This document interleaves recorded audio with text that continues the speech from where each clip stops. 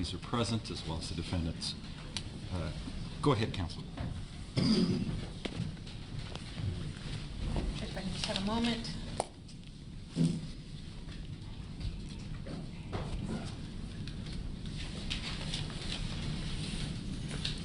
During the break, Detective Stone, we had you go through and look for the Bibles that were identified on the evidence tag, and you found 2 of them. Is that right? Correct. And can you tell me what we've marked the second one there? It's called the New Believers Compact New Testament. Okay. Yes, Your Honor.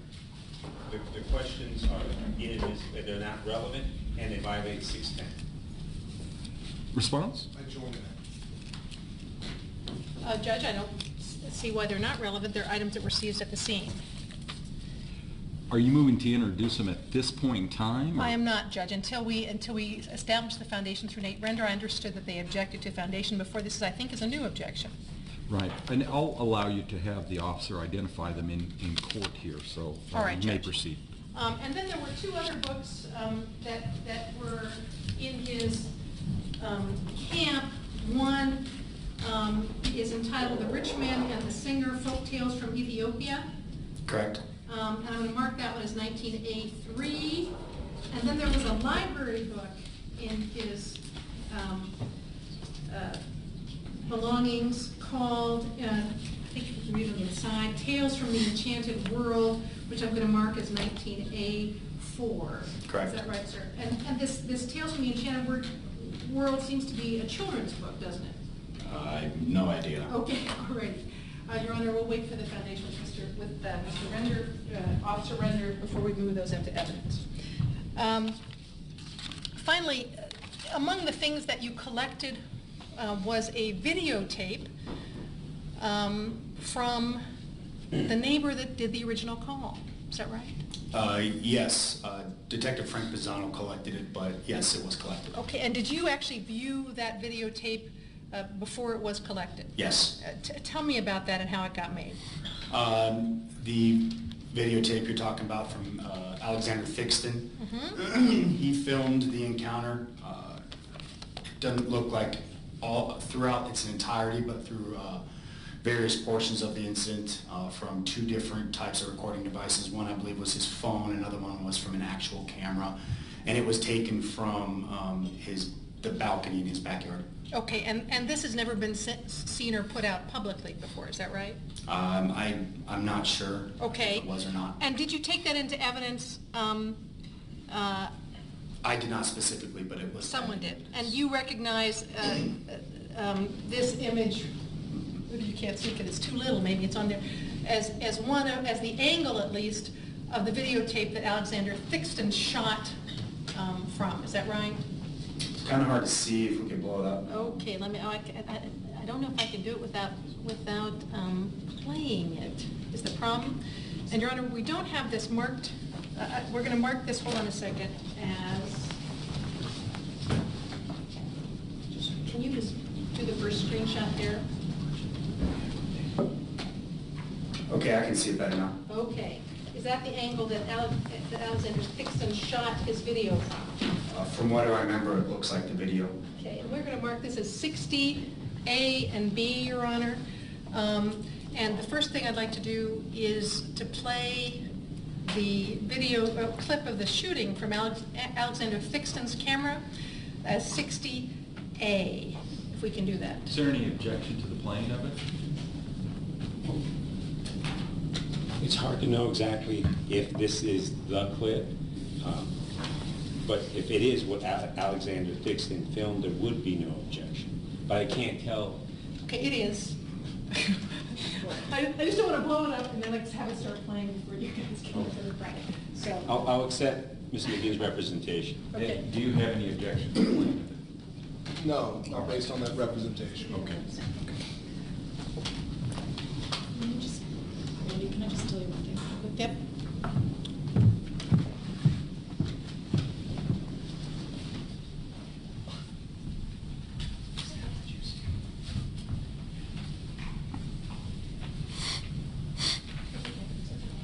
Okay, all right. So the first one. So I'm going to play it first in regular speed. Just can't see.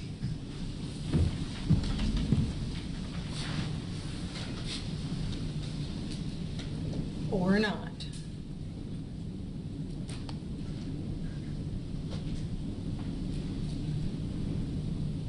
And can we turn up the sound too, Judge?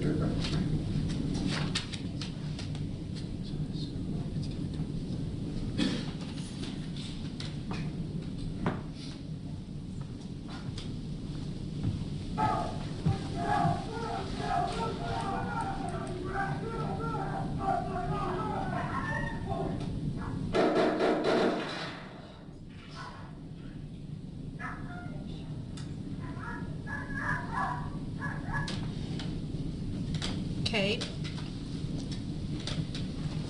Can you help me exit this? Joshua? Do I just need to close this out, Joshua? So I need to do, okay, there you go. All right. And then we're going to play it again, Judge, in slow speed.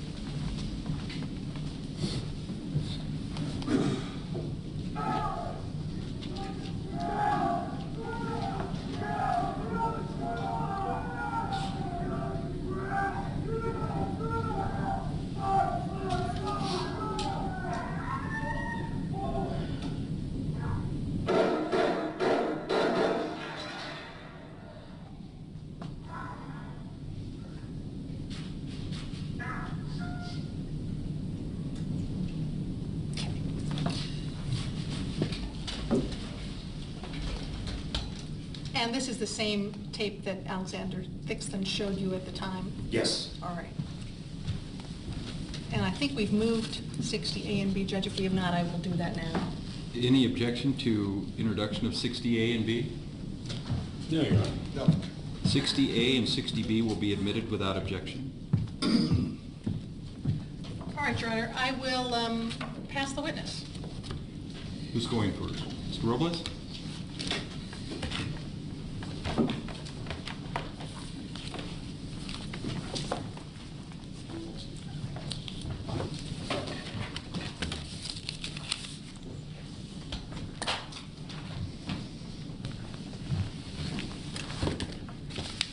Sorry, Lois.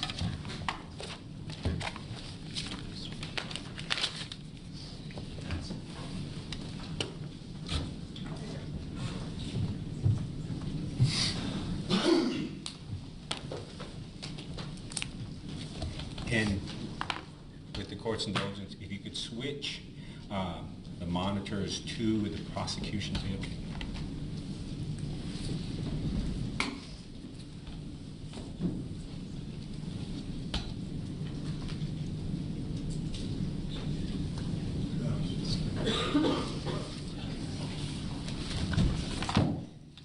May it please the court? Go ahead.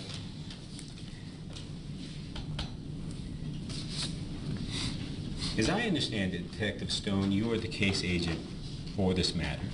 Correct. And as the case agent, you're responsible for overseeing the investigation. Correct. You're responsible for ensuring that all citizen interviews are take place. Correct. You're also responsible for taking the interviews of the officers who actually fire their weapons. Is that right?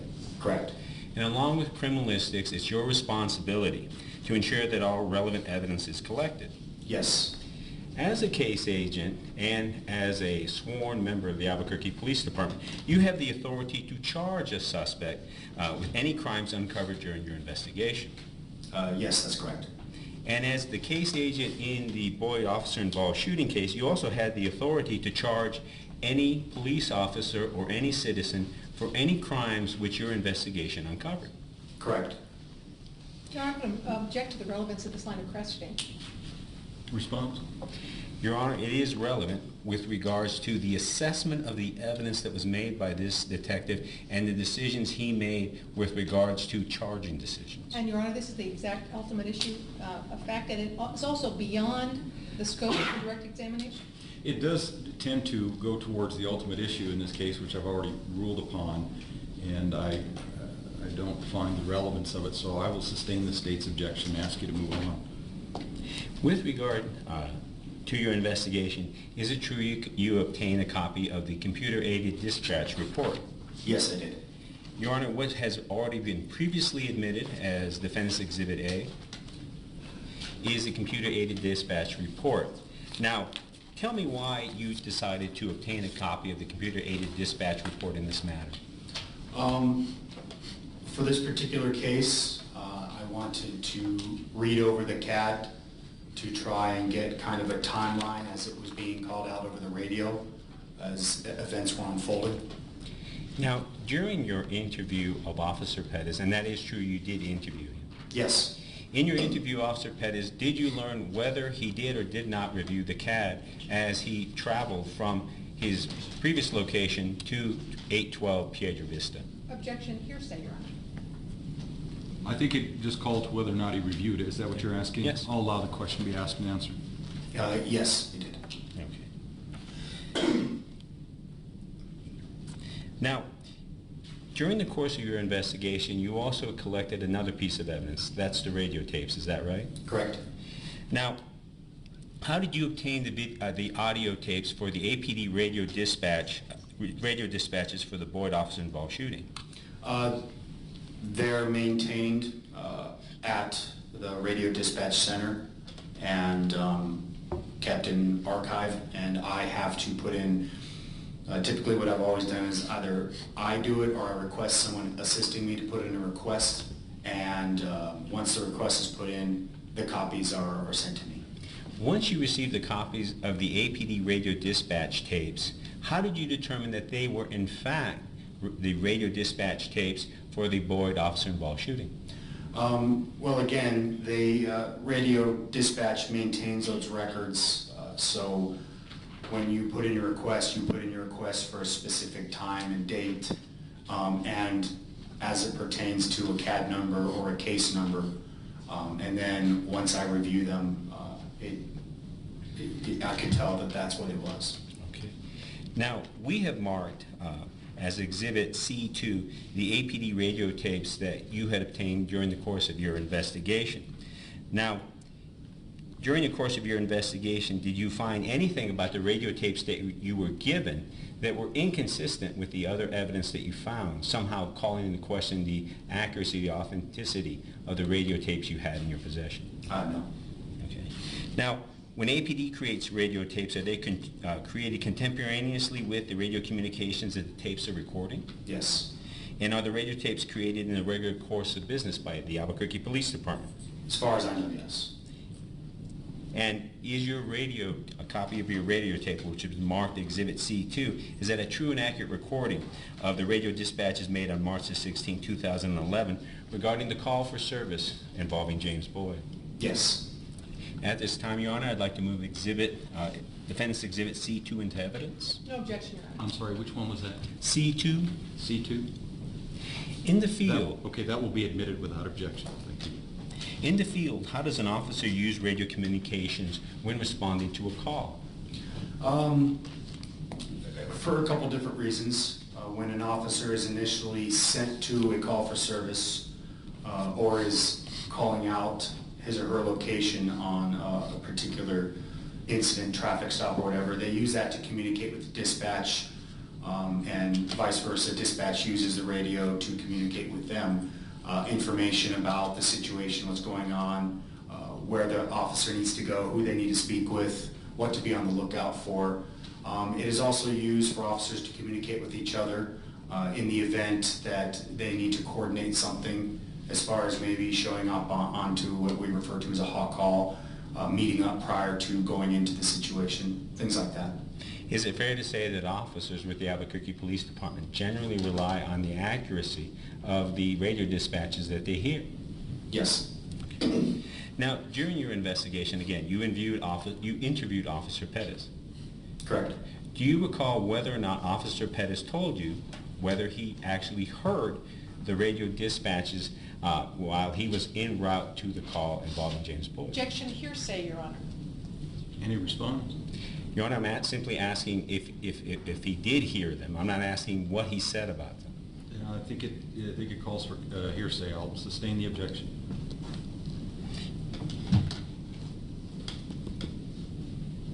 During your interview with Officer Pettis, isn't it true that you learned that Officer Pettis listened to the radio communications? Objection, hearsay, Your Honor. I'm asking for Counsel, an act. It sounds like it's calling for a hearsay answer, so I'll sustain the objection. Let me turn your attention to the 911 call. Now, would you agree with me based on the radio, the CAD, which is Exhibit A, that at about 3:53, Alexander Thixton calls 911 about a man camping in the foothills? Yes, that's correct. Now, what information was relayed about that particular call? Would you like me to read from the CAD itself? Yes. It says at the location, 812 Pedro Vista Road, the name of the caller. It says the type of the call is the 31, and that's 10 code for suspicious person. The name of the caller is Alexander Thixton, relays his phone number. It gives the area, which is Foothills, which is the area command in which they're being dispatched to. Beat 524. Each area command is broken down into an individual beat, so that particular beat is 524. And then it's just kind of describes where the location's at. Now, isn't it true that at about 4:24, Alexander Thixton calls again advising that Mr. Boyd is back into his camp? Yes, it does. Now, from that point, isn't it true that at 4:30, the APD radio dispatches Officer John McDaniel and Officer Patrick Hernandez to 812 Piedra Vista? That's correct. And how do you know that from reading this CAD? It says at 16:30:31, you have you'll see it says DISP, that's dispatch. And across the way in green lettering, it says 1520 Adam, that's going to be the call sign for John McDaniel. It also has his man number, 3275. It states that he is the primary unit right underneath there, the PRIU. And then right underneath that, it's 163136. In green letters across to the right, 1522, that's going to be the call sign for Open Space Officer Patrick Hernandez with his man number P3394. And then subsequently on this CAD, you learned that dispatch informed these officers that east of 812 Piedra Vista, there was a homeless camp set up in the open space. Is that right? That's correct. And if you would, eliminating or explaining the 10 codes that you find in this particular block of text from the CAD, which is Exhibit A, would you please explain what an officer would read from this and take from this? Absolutely. So what it's saying is east of Piedra Vista, the road itself, in the open space area, that's what we refer to as the foothills area, where people will generally hike and bike. It says approximately 100 yards from caller's backyard, so CLR is going to be the term on the CAD for caller, Alexander Thixton. There is a homeless camp set up at U Mound. As I explained earlier, that is what the mountain you see on the diagram is referred to in that neighborhood. The caller has noticed 2 subjects living in the rocks for the past month. 25 caller, that's 10 code for contact. Basically that the caller wants to speak with the officers in person, and says he can show units where it is, where the camp is. Now, at about 4:41, that's when Officer McDaniel arrives. Is that right? Yes. Okay. And then at approximately 4:48, that's when Officer Hernandez arrives on scene. That's correct. Okay, and that was reflected in the CAD segments that we have shown you. Yes, so whenever an officer either logs on scene himself through his computer or radios over the radio to the dispatcher that they're on scene, because there are 2 ways of doing it, it's annotated right here, on scene, SCN. Okay. Now, during the course of your investigation, Officer Hernandez and Officer McDaniel were interviewed. Yes. In fact, it was Detective Romero and Detective Fredrickson who interviewed Officers Hernandez and McDaniel. Correct. And during your investigation, however, you reviewed the transcripts of the interviews conducted by Officer Hernandez and Officer McDaniel. I listened to the interviews. Okay. And then you understand from your investigation that Officer McDaniel had a taser camera video which showed the initial encounter with Mr. Boyd. Correct. And you viewed that during the course of your investigation. I did. During your investigation, you also obtained a videotape that was taken by Alexander Thixton, the man who lives at 812 Piedra Vista. Yes. And before you completed your investigation, you reviewed that videotape as well. Correct. During your investigation, did you find any evidence which contradicted the statement given by Officer McDaniel? No. Did you find any evidence in your investigation that showed that there were any kinds of inconsistencies with the statement Officer McDaniel gave you? The statement that I provided, no. Okay. You would agree with me that the evidence your investigation did in fact uncover was consistent with everything that Officer McDaniel said in his interview? Yes. Now, at about 5:04, Officer McDaniel asked a 10-3 the air. Do you see that? At actually 17:01 hours, so 5:01:55. Oh, I apologize. At 5:01. Now, comment is air is 10-3. Would you please explain what that would mean to an officer who's reading this CAD for information? Whenever you see that comment or hear it over the air, when the air is 10-3, that means whoever it's 10-3 for, and what that means, that 10 code means is this air is now secure for the officer or officers who have requested it. The only time that would ever be done is when the situation has now turned into, for lack of better terms, a routine situation or a normal situation into a more tense, leading into a possible volatile situation. And the reason for the air being secured is because the officers may be in a crucial point where they're going to need that radio communication with the dispatcher or other officers, and it doesn't need to be tied up by normal everyday goings-on of police work. Based on your experience having been a police officer with the Albuquerque Police Department, what is the response that the radio dispatcher undertakes once an officer asks the 10-3 the air with regard to sending other units? Again, that's the biggest thing. Units are to no longer talk on the communications, start sending other officers en route, and then they start trying to gather more information from the officers on scene to figure out what's going on so they can start communicating that out to other officers that are en route. Now, at 5:02, there's a different transmission. Do you see that? Yes, I do. Why is it significant to state on a CAD that a subject is at gunpoint?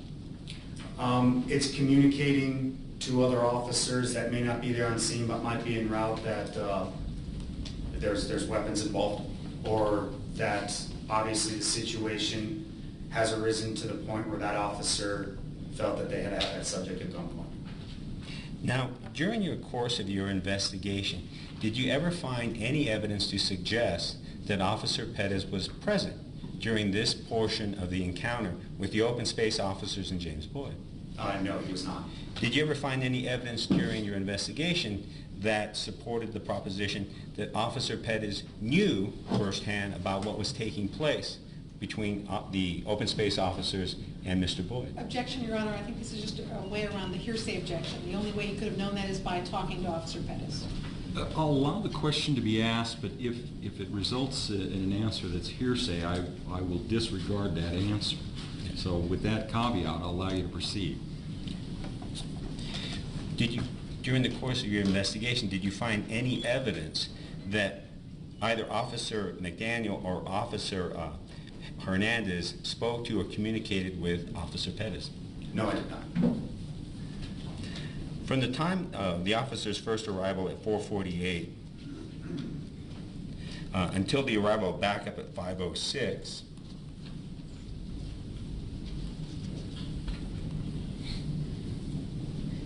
and I guess I want to make sure that the segments of the CAD that we are showing you are consistent with the question I'm asking you?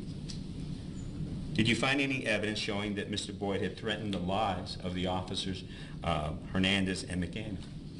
Could you ask that question again? From the time of the officers' arrival, the open spaces officers' arrival, until the time they called for backup, what evidence did you find in your investigation to show that those officers had been threatened by Mr. Boyd?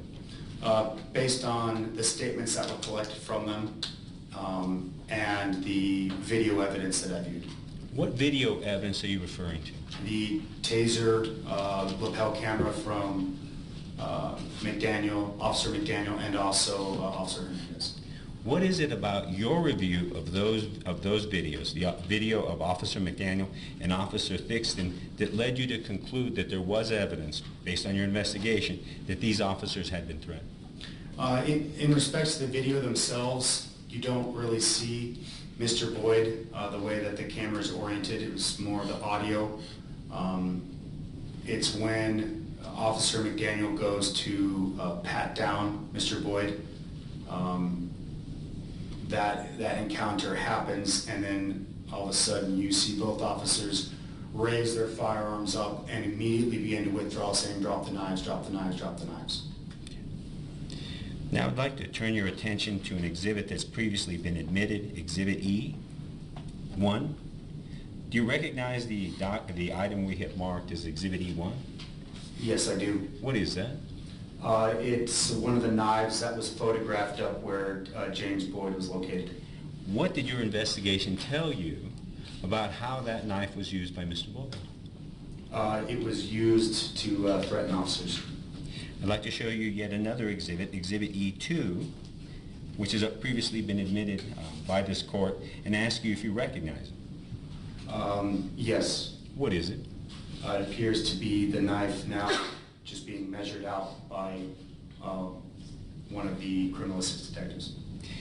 Is the picture that's shown as Exhibit E2 consistent with the interviews that you reviewed regarding the weapon with which Mr. Boyd was armed? Yes. I'd like to show you yet another exhibit, Exhibit E3, which this court has previously admitted. Do you recognize what is shown in Exhibit E3? Yes. What is it? It's the second knife that was located at the scene near where James Boyd was located. How do you know that Exhibit E3, which is marked as K3, is different than Exhibit E2, which shows K1 as the evidence marker? Because of the evidence marker itself. So we know from the photographic evidence that these are in fact two knives, not simply photographs of the same knife. Correct. Then I'd like to show you Exhibit E4, which has already been previously admitted by this court. Do you recognize this item? Yes. And how do you know that the photograph that you're seeing, which is marked Exhibit E4, is different from the knife that we had previously shown you as Exhibit, I believe, E2? Again, the indication that it's from K-3. Now, turning your attention away from the weapons Mr. Boyd used to the dispatch of the backup officers. Now, you would agree with me that what the CAD helps you do as an investigator is identify basically the timing or the times at which different officers arrive. Correct. Now, you would agree with me that from the CAD report you learned that at about 5:02 the APD radio dispatcher dispatched Sergeant Carpenter, is that right? Yes. And he also dispatched another officer. Who is that? Officer Christopher Wetterland. So if you are an officer who's reviewing this particular entry, what does that tell you about APD's response to the situation identified by the open space officers? The situation obviously was arising to the level where they believed a supervisor was needed on scene. What's significant about sending a supervisor versus just simply an officer, a P2, a PC1?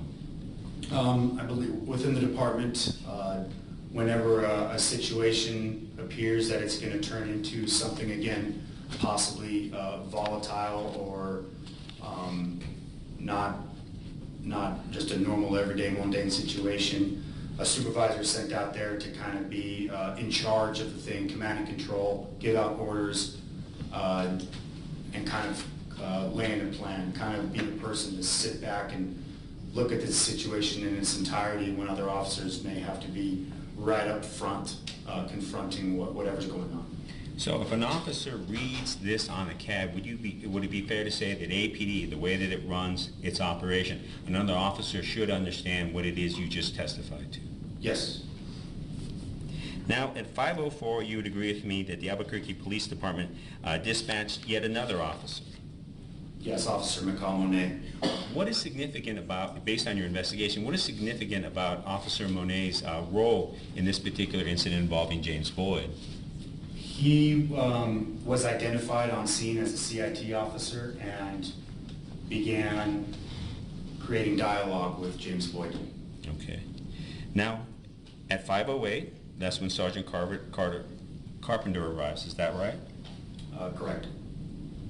And what you then also have is a series of other officers arriving on scene. At about the same time, that's when Officer Wetterlin also arrived?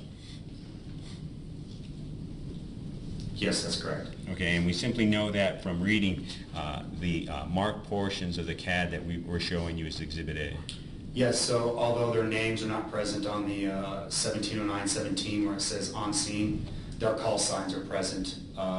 Christopher Wetherlin's call sign at that time was BK58. BK stands for bike. He was on bicycle patrol. And then Sam 55 is the call sign for Sergeant Carpenter. Again, S signifying sergeant. S55, yes. Okay. And then there were the arrival of additional officers sometime thereafter. Officer Brock Niprath arrived, is that right? Correct. And when did he arrive? He arrived at approximately 16:26 hours. Okay. Oh, I'm sorry, 17:26. And what does that translate to into? 5:26 p.m.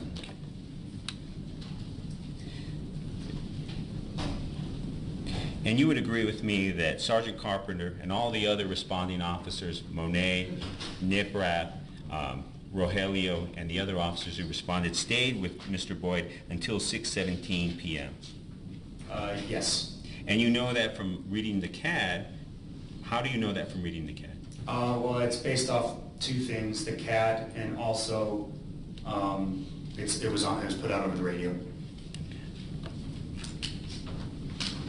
Now, during the course of your investigation, you would agree with me that Sergeant Carter and all the other responding officers, that first wave of field officers, were all interviewed. Yes, they were. And during the course of your investigation, you listened to the interviews of Sergeant Carter and all the other responding officers. I did. Now, you also had the opportunity of reviewing a whole host of taser camera videos taken by all of the officers except for Officer Monet. Is that right? Correct. Officer Monet did have taser footage, but it was later in the incident, not what you're talking about right now. So, is it correct to say that you reviewed 3 videos from Sergeant Jason Carpenter? Yes. You reviewed 3 videos from Officer Wetterlin? Yes. You reviewed 3 videos from Officer Justin Rogelio? Yes. You reviewed 2 videos from CIT Officer Brock Niprath? Yes. You reviewed 2 videos from Officer Patrick Hernandez? Yes. And then you said there are taser videos from Officer Monet, but they're not of the time in which he was negotiating. Is that Correct. Now, during the course of your investigation, did you find any evidence which challenged the accuracy of any of the statements made by any of the officers, Sergeant Carpenter, or any of the other first responding officers? I'll object, Your Honor, on hearsay and best evidence. The best evidence is the videos themselves. In response? I'm not asking, I'm asking if he found any evidence that contradicted the statements that those officers made. So the absence of, again, it's not hearsay because I'm not asking for him to say anything that they said. I'm asking if in his review of the entire evidence, whether there was evidence that contradicted any of the statements made. So I'm not asking for what those statements were. And in terms of best evidence, this is the investigator who has analyzed the evidence and has drawn conclusions. And Judge, again, the conclusions were not gone into on direct. and are going to the ultimate issue. I think this is, again, a way around the ultimate issue, and also, none of those officers that he listed have come in, or will be coming in to testify. And so he's asking for it's even hearsay within hearsay, asking about their statements and whether they're correct when they're not into evidence. Mr. Robles, the problem I have is it sounds like you're having this witness testify on the credibility of other individuals, and that's the problem I have. I feel that that's improper.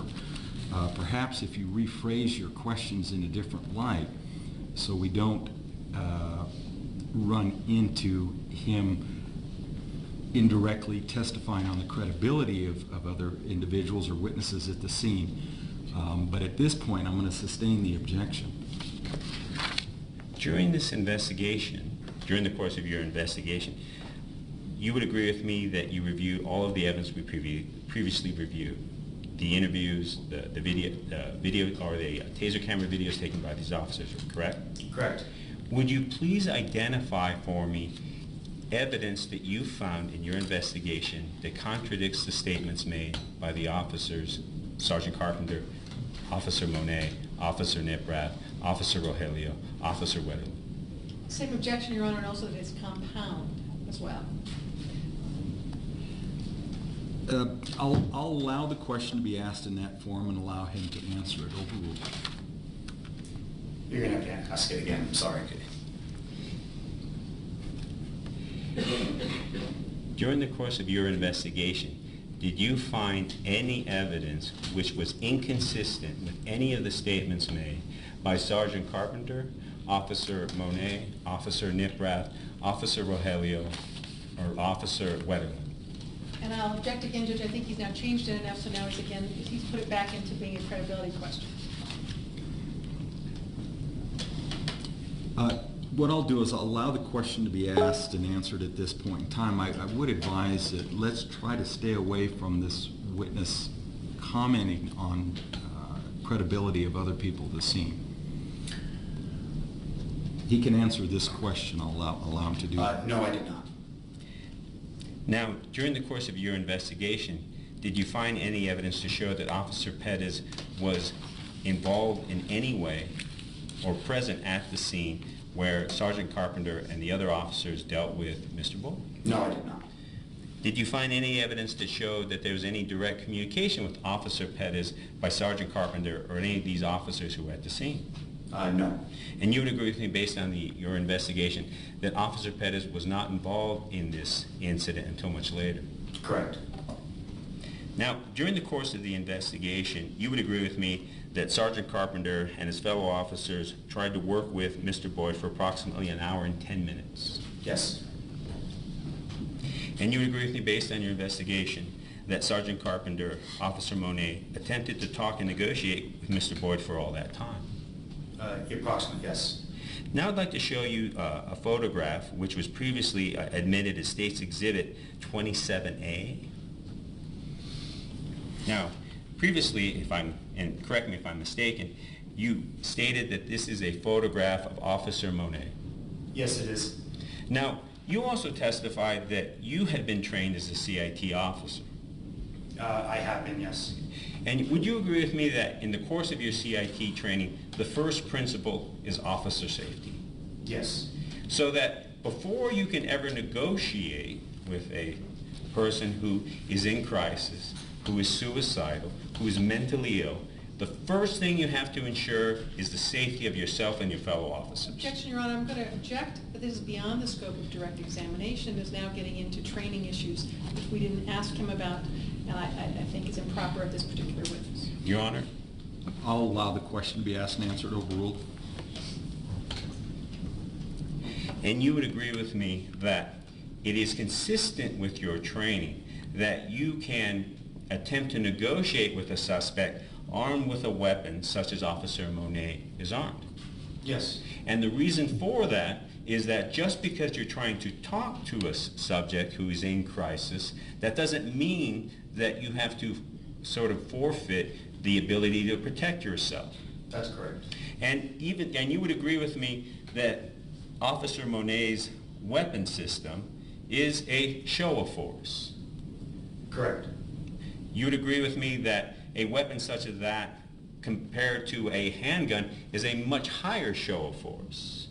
Yes. And yet that is still consistent with APD training that a CIT officer can be armed with an AR-15 such as this and not be inconsistent with the training you received. Yeah, that's correct. Now, you'd agree with me that in addition to the use of, or having weapons such as what Officer Monet was armed with, there were also additional less lethal tools available to Sergeant Carpenter and the other officers there. Yes. And you'd agree with me that about 5:08, a radio operator notes that Sergeant Carpenter and Officer Wetterland are on scene. And what are they on scene with? It says that they are on scene with less lethal. Why is that important to communicate to responding officers? It allows other officers to know that now other less lethal means have arrived on scene. It's also letting the supervisors know that less lethal options are now being brought on scene. It's just kind of letting everybody be aware as to what's going on and how the situation is unfolding. Based on your investigation, what less lethal tool was brought to the scene?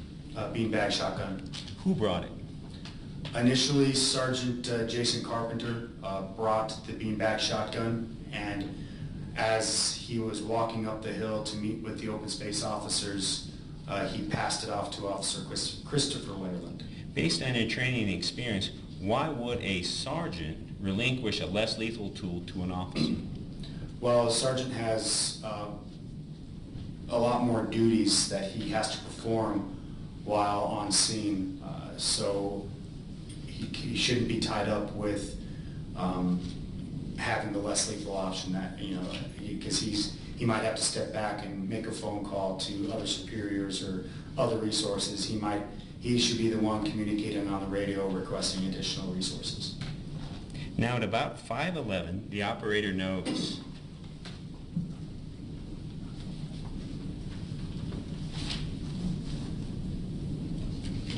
what? What does the operator note at 5:11?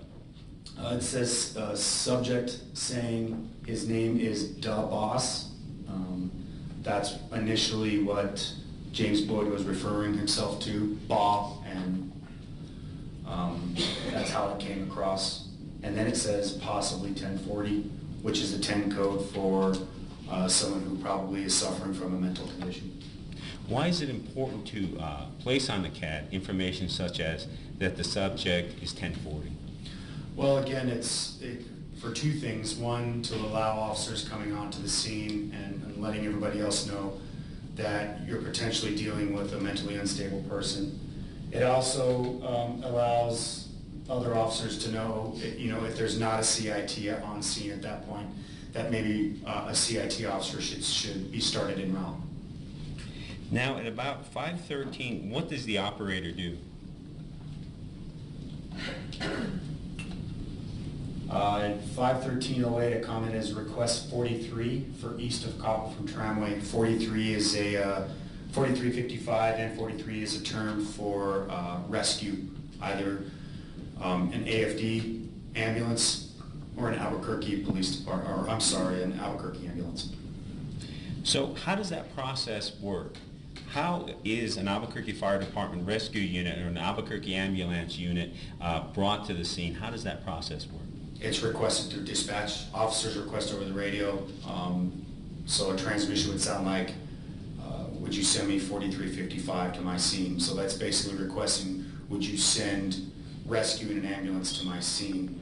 And as it relates to this, they were asking them to specifically stage at a certain location, which was Copper and Tramway, and just kind of telling them to stand by. Now, based on your investigation of the scene, how far away was the rescue unit from the location where Mr. Boyd was shot? A few hundred yards, approximately. Okay. You've walked that trail, would it be fair to say? Numerous times. Okay. Now, what allows a rescue vehicle to move from the Copper trailhead, if I have that correctly, to the location where Mr. Boyd was shot? They can only do it upon the police department allowing them to go there. Okay. And you would agree with me that there's a service road that goes from the Copper copper trailhead to the location where Mr. Boyd, close to the location where Mr. Boyd was shot. Yes.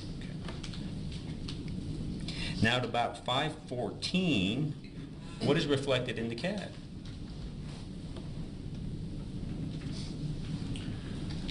The comment says that CIT is on scene and contacting Mel's subject. Mel is not listening to commands, still talking to Mel.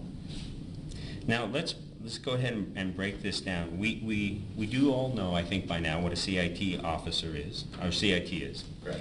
Now, you would agree with me that based on your investigation, you know that Officer Monet was the officer who was conducting the negotiations with Mr. Boyd. Correct. And that Officer Brock Niprath is also a CIT officer. Is that fair to say? Yes. And you would agree with me that based on your investigation, Officer Niprath simply served as lethal cover during this encounter?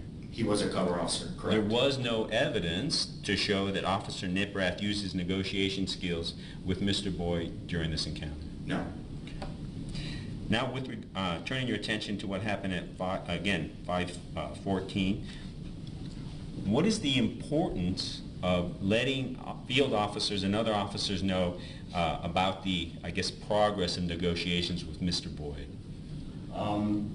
Again, it's just that, letting them know how the situation is unfolding, so if something happens, there's no surprise to other officers. You know, sometimes communication is the best tool you got in certain situations.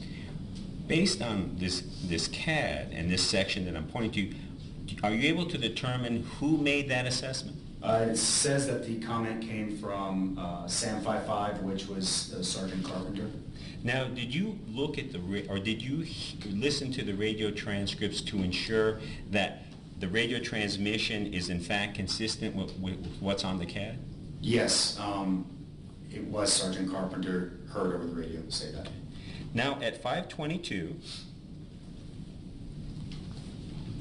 there's a different request made, and I'm going to ask you about that. First of all, who made the request?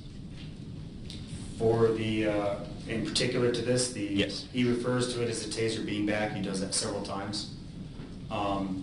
Sergeant Carpenter made that request. And to be clear, based on this CAD report, are you able to determine that Sergeant Carpenter asked for someone that was armed with a taser beanbag?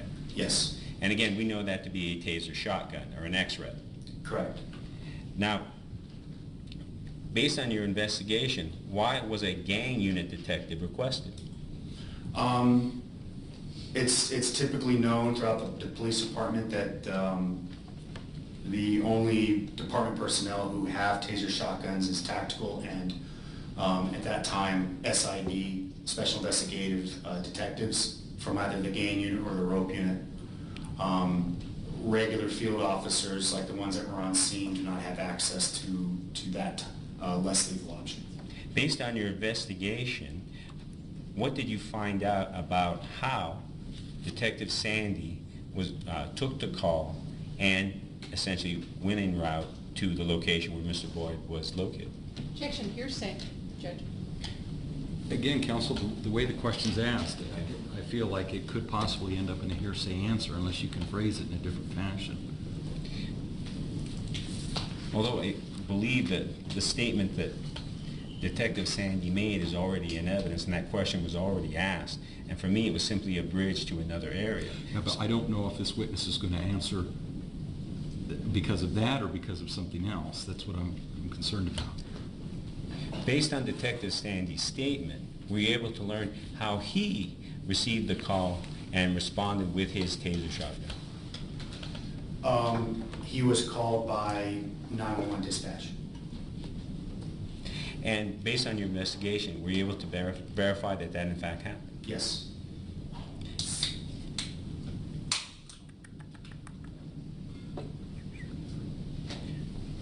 Now turning your attention to 5:23.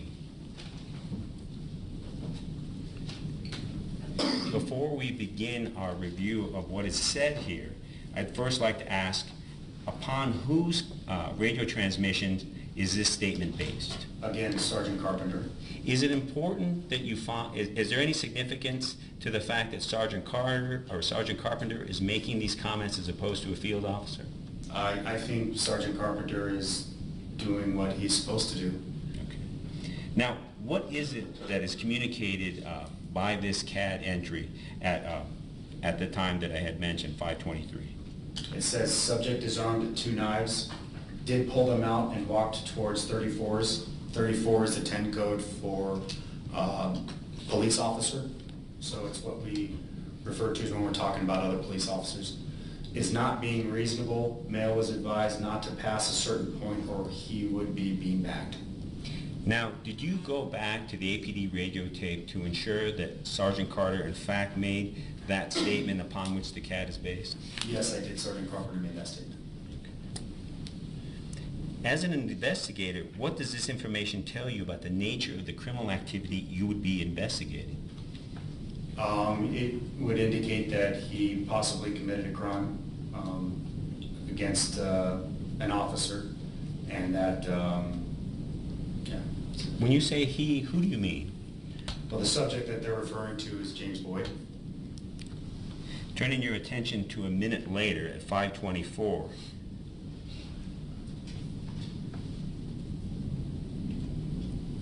Now, upon whose radio transmission is this CAD entry based?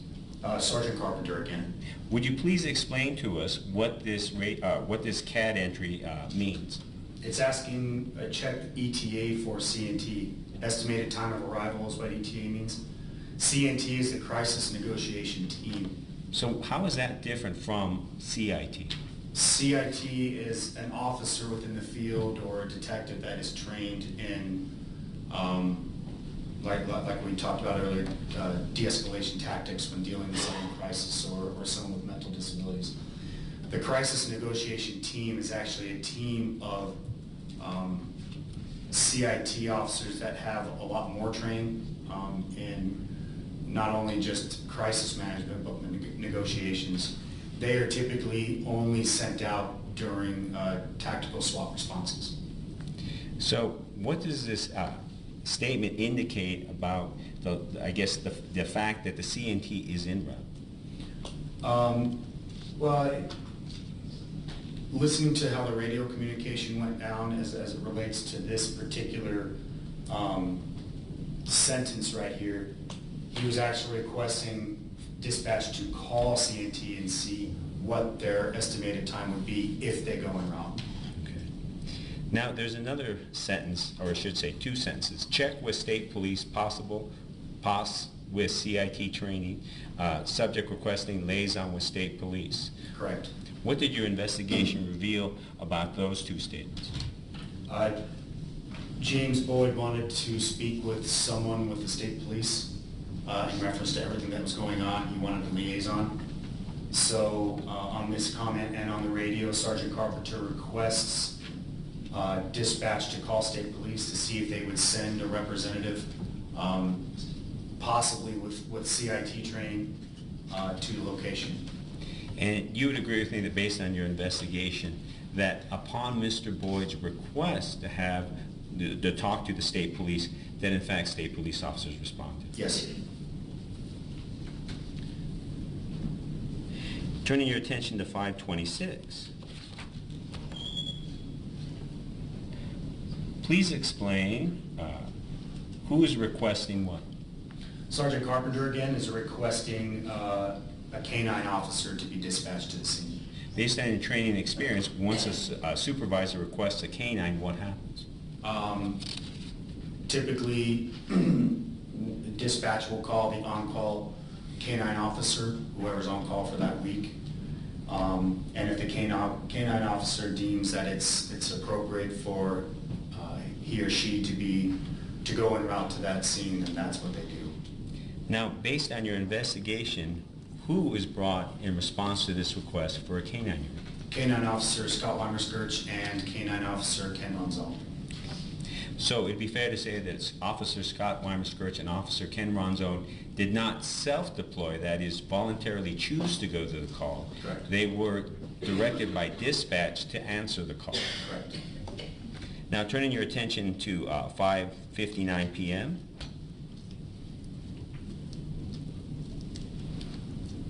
Again, who made the statement, and what does the statement mean? Again, Sergeant Carpenter made the statement that state police, it says state PD went 5-6. That is 10 code for they arrived on scene. 25ing, again, that means contacting with subject, and he's stating, but no progress made. Turning your attention to 6 o'clock.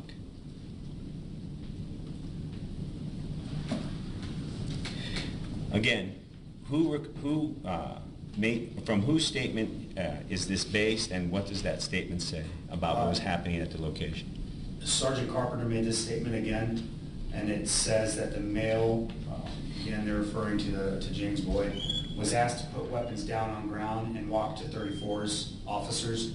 Exact statements were, he won't submit to anybody. Based on your training and experience, why is it important for an officer to know this information? It's important just to let every other officer know, and still officers who may be coming en route, because obviously through the CAD and on the radio, he has requested additional resources to go en route. So he wants to put as much information as he can out there as to what James Boyd is doing and saying, so they have the best information possible. Now, did you verify that if Sergeant Carpenter in fact made the radio dispatch upon which this CAD statement was based? Yes, he did. And is it true that this CAD statement is consistent with what is on the APD radio dispatch tape? Yes, it is. Now, turning your attention to 604.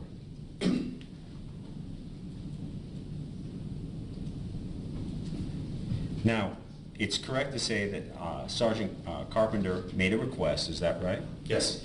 And if you would, please explain this request. So Sergeant Carpenter is requesting the Real-Time Crime Center unit to run James M. Boyd, and the numbers you're seeing there is consistent with how they put the date of birth on a CAD, 4/8 of 1975. What is the Real-Time Crime Center? Real-Time Crime Center is a kind of it looks similar to how radio dispatch looks, but it's fielded with civilians and officers. And basically, an officer will be on a radio monitoring calls and will put themselves onto a call.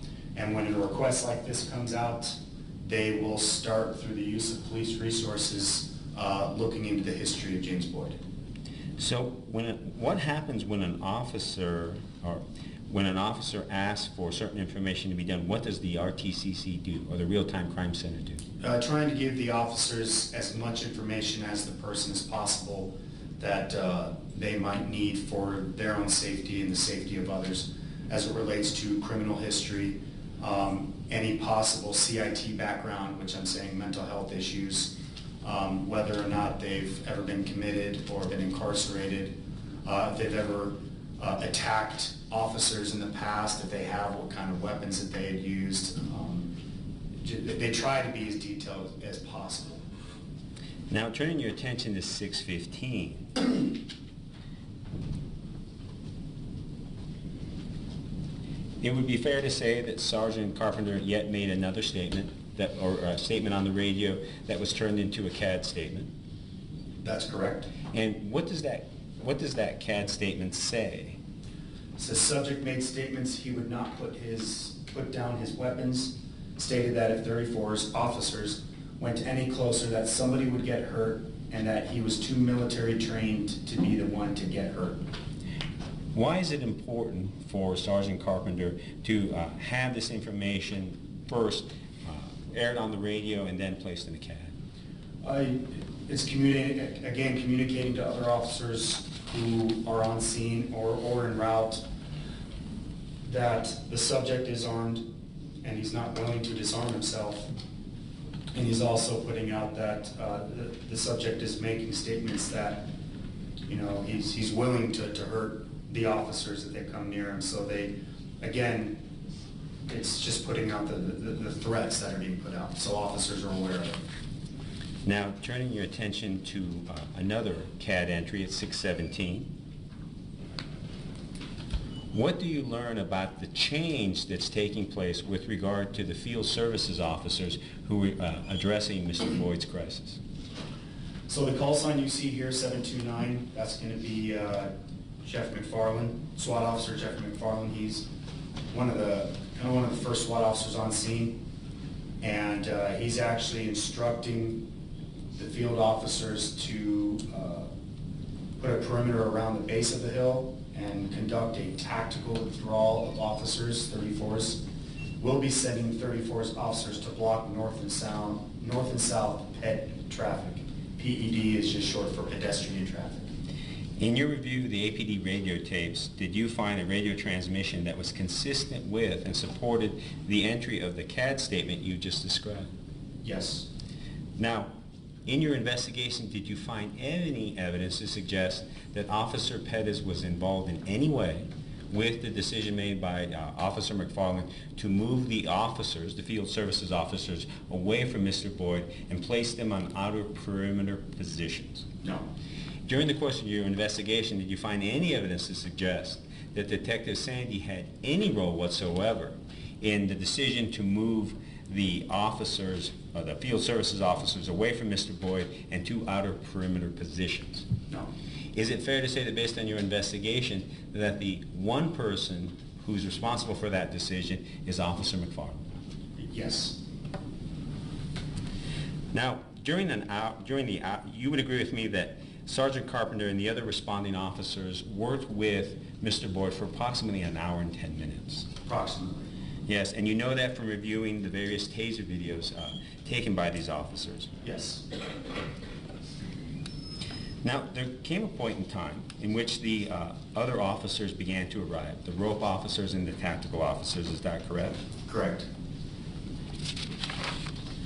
Now, would you please, before we get there, would you please identify for me who began and made the request to have the K-9 tactical and rope officers arrive?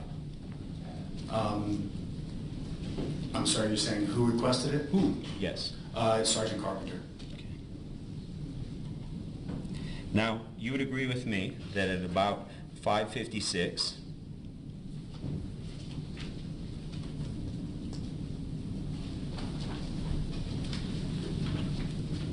someone arrived on scene. Do you see that? Yes. Do you know who that is? I believe that's a call sign for Detective Keith Sandy. Okay. And you would agree with me that Detective Keith Sandy arrived in response to Sergeant Carpenter's request for a taser shotgun? Yes. And at 6:16, who arrived? That is the call sign for Officer Scott Weimerskirch. Now, you would agree with me that Officer Scott Weimerskirch arrived in response to Sergeant Carpenter's request for a K-9 officer? Correct.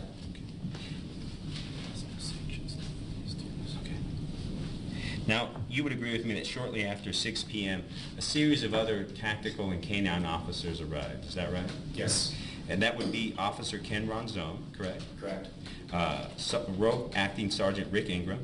Yes. SWAT Officer Jeffrey McFarland. Yes. And then ultimately SWAT Sergeant James Fox. Yes. Now, you would agree with me that Officer Dominique Pettis did not arrive on scene until approximately 7:15 to 7:20. Approximately. And you would agree with me that during your investigation you found no evidence to suggest that Officer Pettis arrived before that time? No. And you would agree with me that you found no evidence in this case to suggest that prior to his arrival he was in any way involved in any of the decisions being made by the officers who were already there? No. Because you said it no, I guess I should ask, it'd be fair to say there was no evidence of that? Correct. I did not find any evidence that he was there. Okay.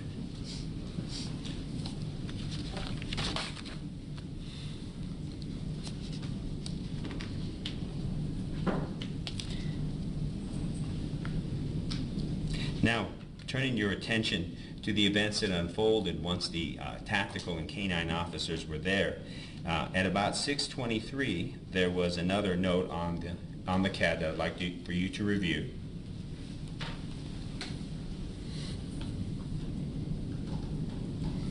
Do you see that? Yes, I do.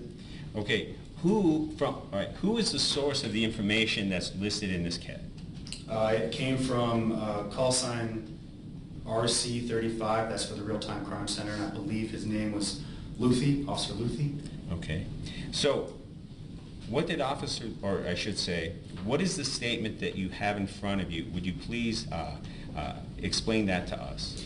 So it says, subject James Boyd listed in CIT, no cases. Well, let me stop you there. What does that mean? I don't really know exactly what it means as it pertains to CIT. I just don't rightly know. Okay. Based on your training and experience, how would an APD officer interpret that statement? It appears that he has no open cases with CIT. Okay. Now, I interrupted you, and I apologize for that. You were going forward to talk about the rest. It says James has an extensive criminal history of aggravated battery on peace officers in various jurisdictions, including Albuquerque. It has been reported that he is a paranoid schizophrenic. He is a transient that is known to frequent public libraries. Use extreme caution when contacting James. Why is it important to provide the information you just read to a responding officer? It all relates to one's safety. Letting an officer know, this individual has attacked officers in the past. He does suffer from mental illness, so you may want to approach him a little bit differently than, say, someone who doesn't. And then, use extreme caution when contacting James. It's obviously telling an officer, be very careful when you're contacting him. Use caution. Okay. Turning your attention to a transmission or a CAD transmission that occurred at 6:30 p.m. Again, who is the source of that transmission, and what is that information that's in the transmission? Again, it's the officer at the Real-Time Crime Center, Officer Luthi. It says in web query I've located numerous 16s. Well, let me stop you there and ask about what is a web query? It's just an actual database that the police department can use to look up criminal history, kind of like looking up cases for the DA's office or something like that. Okay. And again, I interrupted you. If you would, please proceed with explaining what it is that's identified in this particular CAD entry. Sure. So 16s, it's the 10 code for arrest. So numerous arrests, just arrests for criminal damage, that's aggravated battery against MDC 34. So that's a Metropolitan Detention Center guard officer. And then it lists the case number in which they're talking about. What is, so is that like a hyperlink? It's if you were to look up that case number, take that case number to APD records, you would find the report in which they're referring this to, the aggravated battery against an MDC officer. And then I interrupted you. After that it says an APD? And APD 34's officers, and again it details the case number. Okay. So it is made known that there are aggravated battery cases against Albuquerque Police Department officers which Mr. Boyd has committed. Right, and the RTCC is putting the case numbers on the call because officers do have the ability with their computers to pull up those past incidents and see what happened then. Now, it begins with 40, and what does that say and what does it mean? 40 TOT, so that's going to be a mental health transport to a hospital for attempting to unlawfully enter a military base. And again, it lists the case number of when that incident occurred. Turning your attention to an entry that occurred at 6:33, who is the source of that that CAD report? The source of that is going to be K-9 Officer Ken Ronzal. Okay. Would you please tell us what is stated in the CAD report? It says 25, a primary unit, so contacted a primary unit.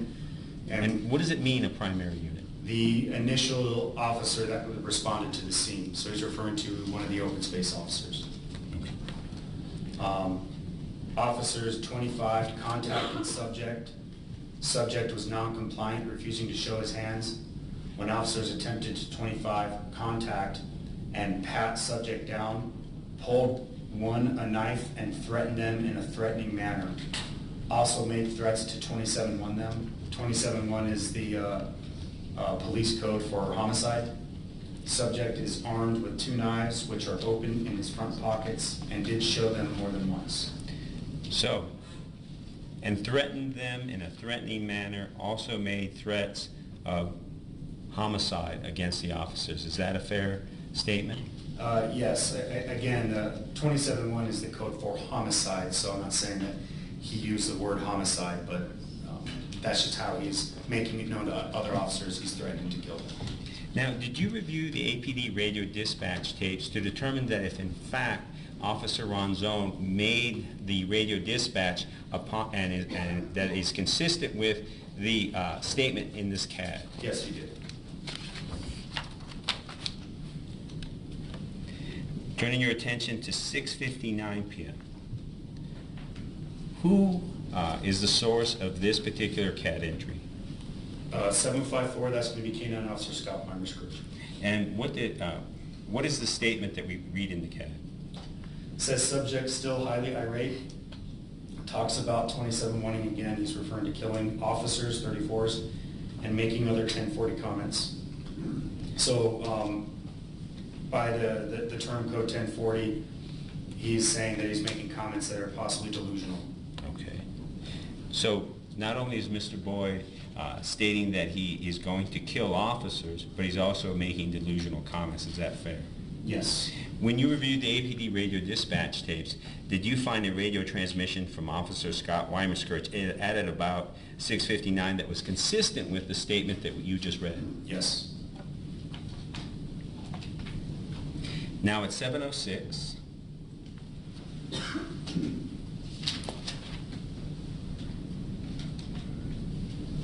Who's the source of this particular CAD entry? 754 again, Officer Scott Weimer-Scourge. And what does he relay? He relates that negotiations are not productive. Turning your attention now to the entry at 7:13 p.m. Who is the source of this particular CAD statement? The source of that, it says 840 Adam, that would be rope detective Rickenroom. Now, you would agree with me that the CAD statement is subject is highly agitated, keeps pulling knife out of right front pocket. That's what it says, yes. And this is, of course, all of this information that, all of this information is consistent with what your review of the APD radio tapes stated. Correct.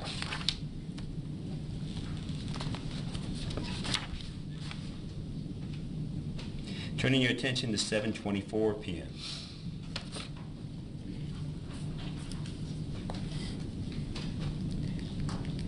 Who is the source of that statement? So on the CAD it says 756, Officer Ken Ronzone states this. However, when I did review the radio, it sounded as though the transmission came from Officer Scott Weimer-Scourge. Okay.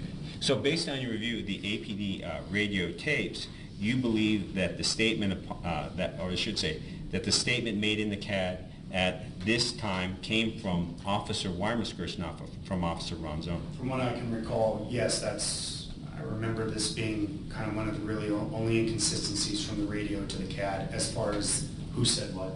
Okay. And you would agree with me that what Officer Weimer-Scourge said on the radio is basically, subject wants to get his bags and walk down the hill, is not going to be compliant with commands. Yes, that's what it says. And although it says hall, in the radio it sounds like he says hill. Okay. Turning your attention to 7:28.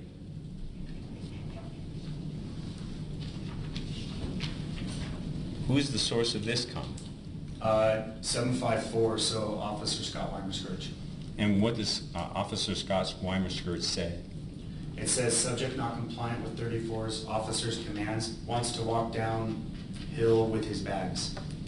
Is that consistent with the radio traffic that you heard? Yes, it is. Now, during the course of your investigation, did you ever find any evidence that showed that Officer Weimer-Skirch was ever in direct communication with Officer Pettis? No. You would agree with me that there is no evidence that you found that shows that Officer Weimer-Skirch ever had any direct communication with Officer Pettis? Correct, there is none. You would agree with me that there is no evidence that shows that Acting Sergeant Scott Ingram ever communicated directly with Officer Pettis? That's correct. And you would agree with me that there is no evidence that you found that shows that Detective Keith Sandy ever directly communicated with Officer Pettis?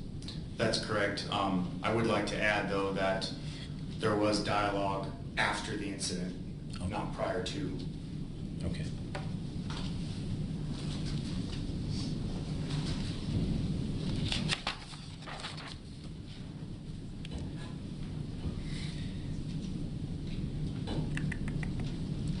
Now, you would agree with me that, based on your investigation, that Officer Pettis arrived at about 7:15, 7:20?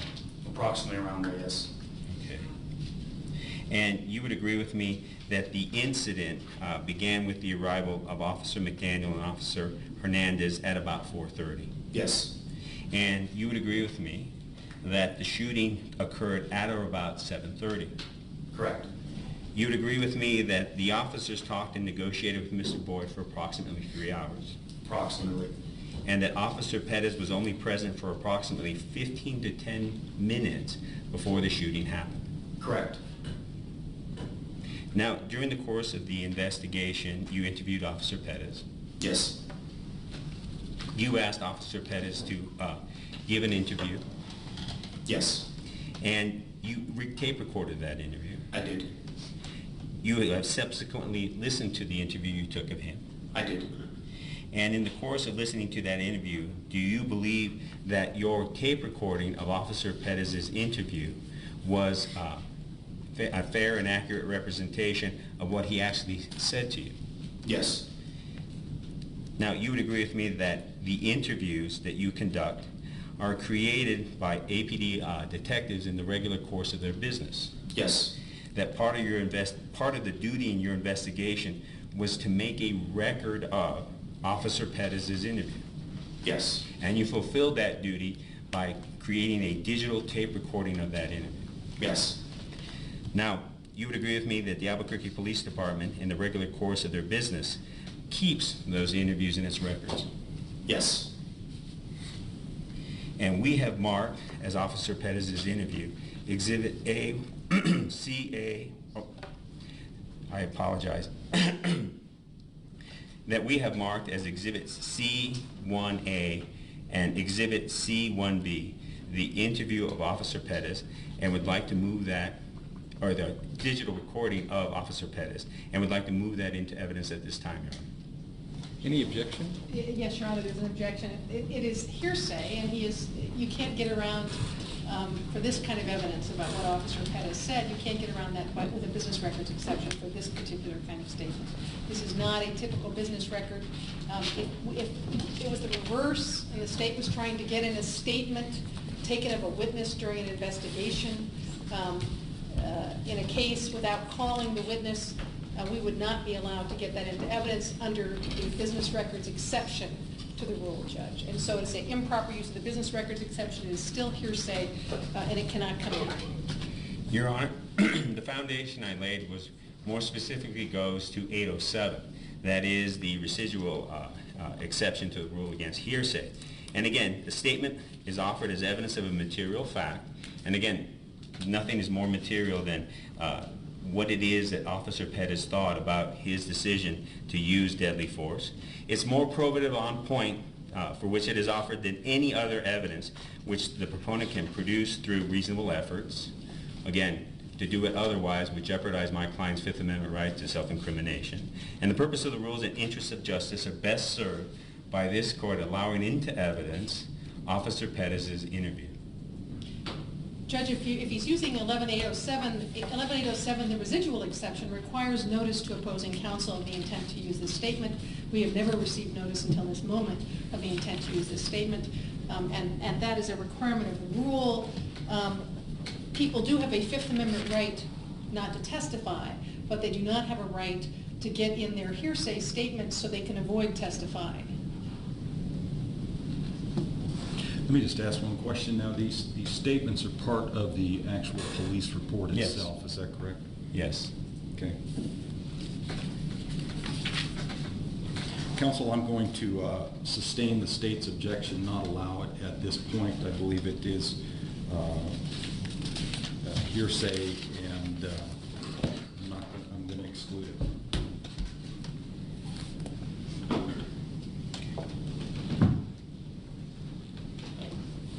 Now, during your investigation, you reviewed Officer Pettis' helmet camera video, is that right? Correct. And do you agree that Officer Pettis begins recording his encounter with with Mr. Boyd at the moment the officer reaches Mr. Boyd's location? Yes, around then.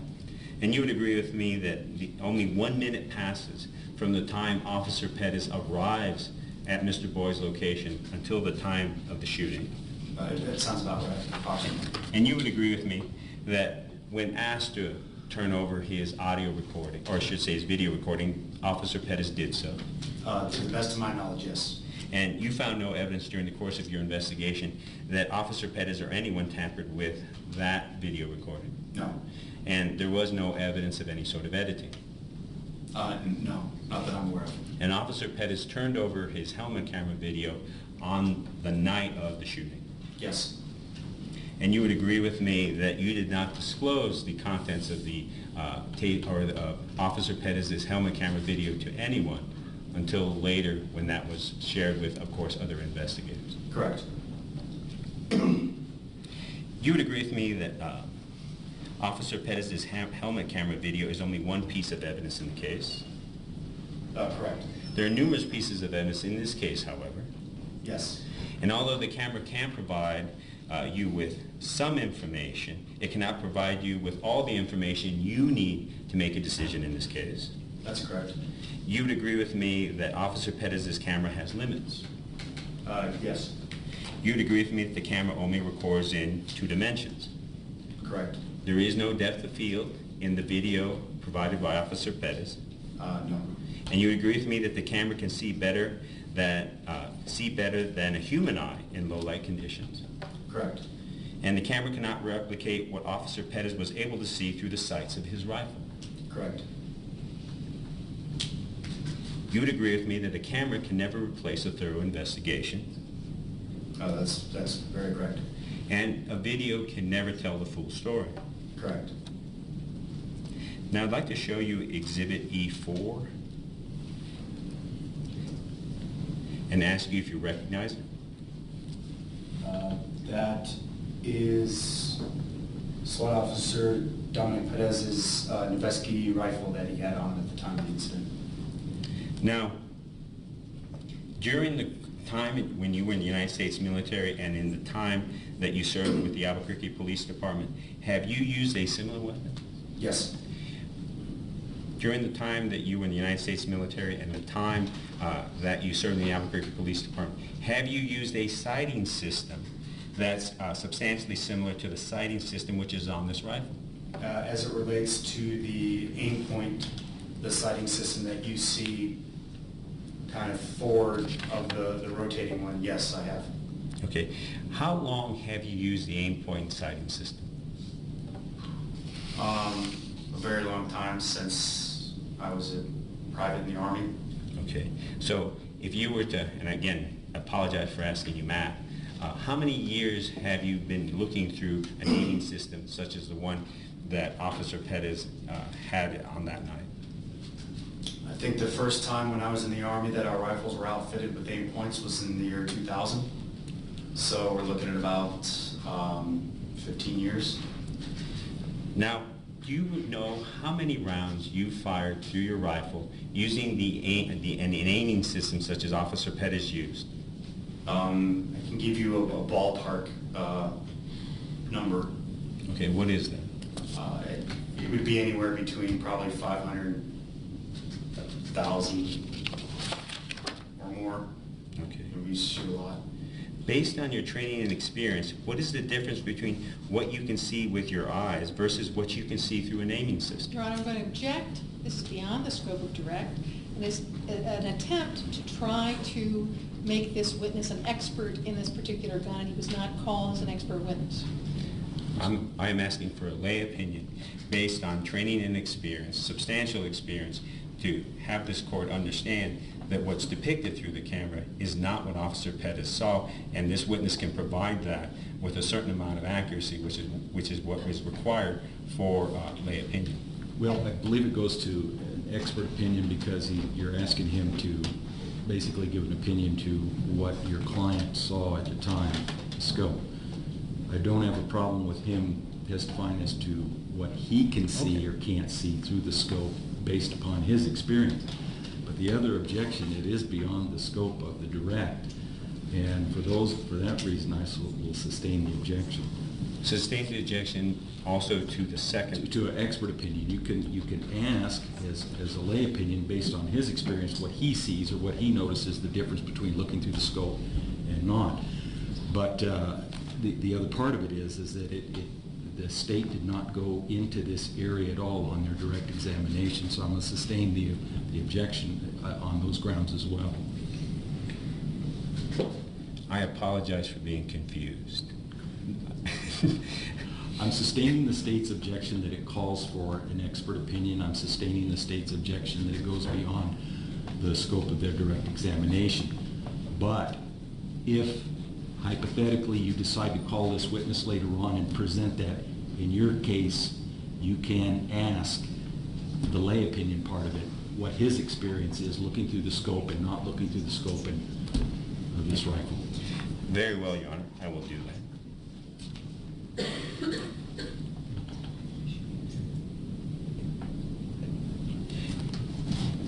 During your investigation of this incident, did you uncover any evidence that shows that James Boyd ever attempted to surrender?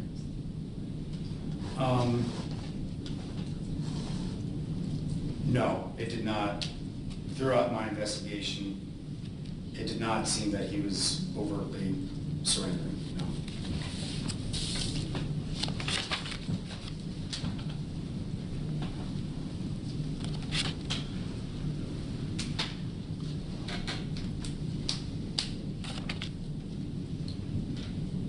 May I take a moment to confer, Your Honor?